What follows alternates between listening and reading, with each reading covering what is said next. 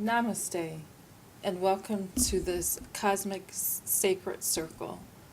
My name is DreamWalker, and I've been asked to come here today and share a little bit about myself and my pagan path and what that means for me. Um, I guess let's start with how long I've been practicing. I've been practicing my pagan path. And I guess I could define the word path for you. Path is a way of life. It's how someone chooses to live. I choose to live as a pagan. Other people could be following other paths, such as a Christian path. So that would be their path.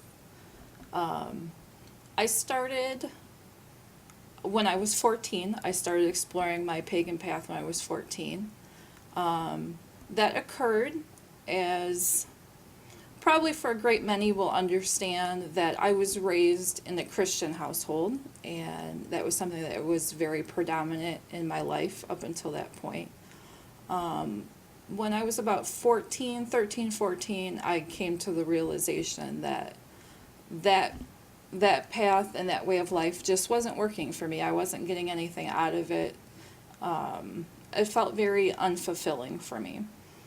So there was a little bit of a struggle in the beginning, primarily with my parents, most obviously. And finally, my mother relented and let me start exploring other things. So I took to the library mainly, read every book I could find at the library concerning Wicca and anything occult, anything magic related, anything that seemed a little off the beaten path, I read. When I was about 15, my grandmother gave me my first set of tarot cards, which I still use to this day. It's one of my favorite decks that I use, and I still use it. I still have it. When I first started out, I will say that I started out on primarily a Wiccan path. I think we all find that Wiccan books are the most predominant, the most easy books to find. They're definitely in all the bookshops, all the libraries, anywhere you look, anything new age or alternative, you're going to find Wiccan books. And I think a lot of us begin our path there.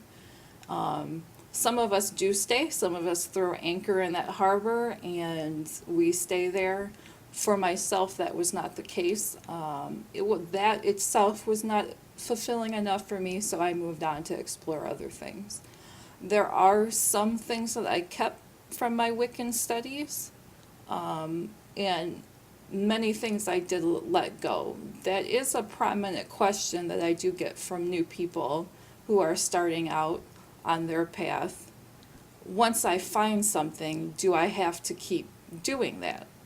And the answer is no, definitely not. If it doesn't feel right for you, if it doesn't feel comfortable, if it doesn't bring you joy, if you don't get anything out of it, you certainly shouldn't be doing it. You shouldn't be incorporating that in your everyday life.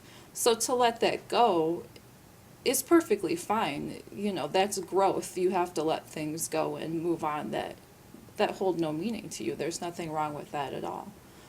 So, I do deal, like I said, I still do some of those rituals. I do use some of those tools that were taught about at an early age. Not all of them. Of course, there's great debate on whether certain tools are needed or not needed. We could get into that at another time, another video. But I do use some, and I had to let some go. So coming to you here today, I come from a point of experience.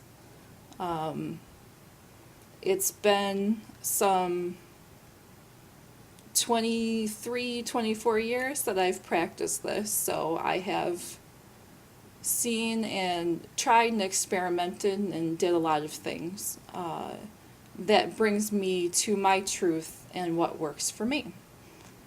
So from the beginning, I've had my tarot cards, which I find are helpful for me. I use them in my meditations, I use them in my everyday life, along with the correspondences of stones, candles, herbs, trees, the elements. The elements are very predominant in my life, as well as working with spirit animals.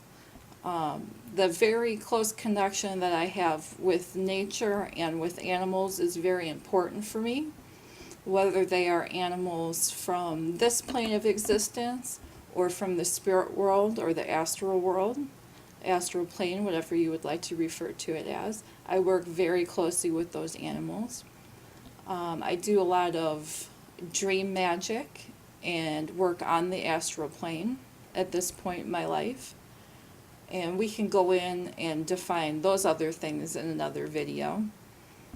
But I just wanted to come here today and tell you a little bit about myself.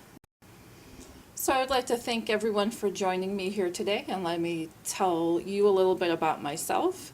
We're going to come back in a couple more videos, and we're going to explore the basics of spellcrafting, working with totem animals or spirit animals, maybe how you can find yours, connect to yours, and maybe some working with the elements, give you some ideas of how you can connect with those beings and that energy around you.